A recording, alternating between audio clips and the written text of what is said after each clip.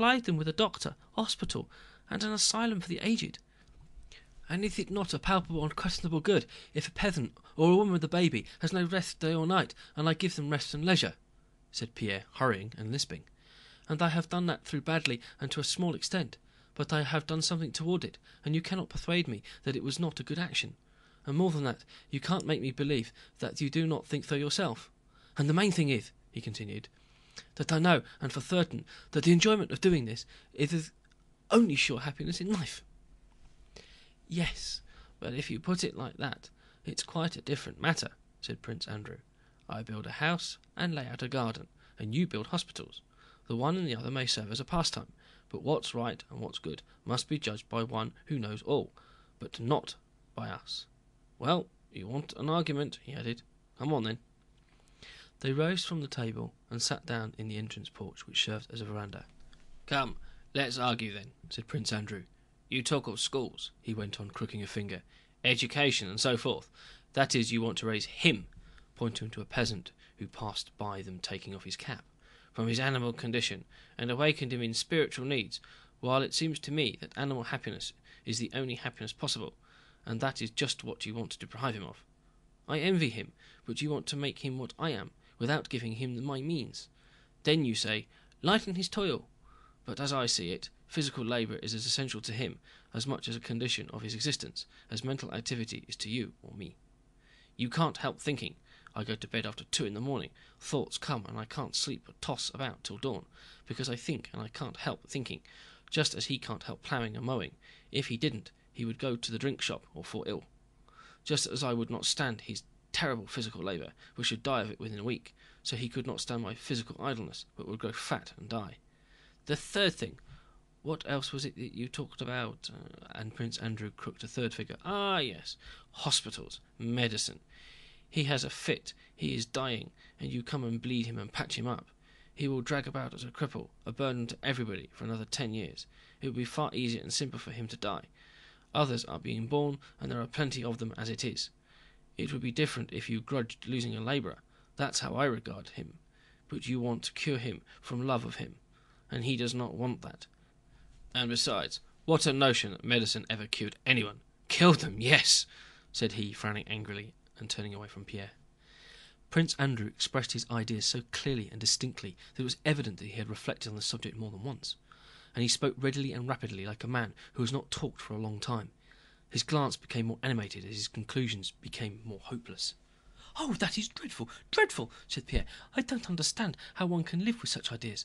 I had such moments myself not long ago in Moscow and when travelling, but at such times I collapse so that I don't live at all.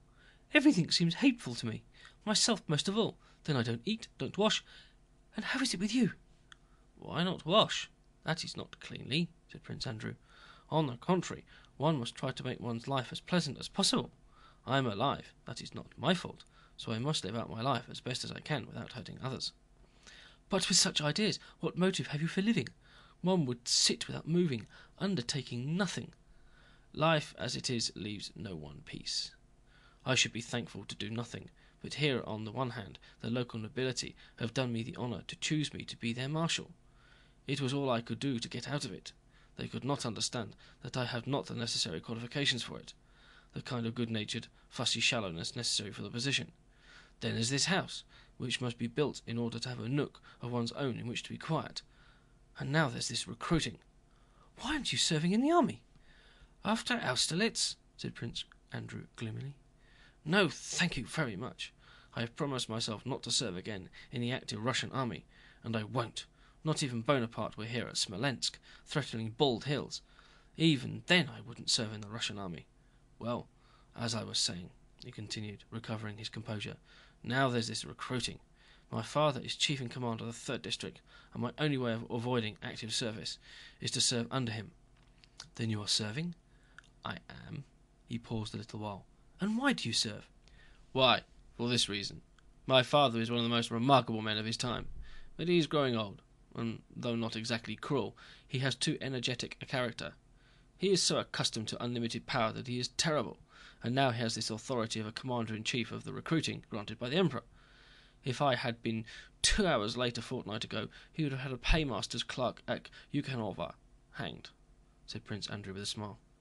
So I am serving because I alone have any influence with my father, and now and then can save him from actions which torment him afterwards. Well, there you see. Yes, but it is not as you imagine, Prince Andrew continued.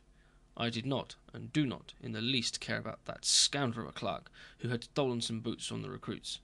I should even have been very glad to see him hanged, but I was sorry for my father. That again is for myself.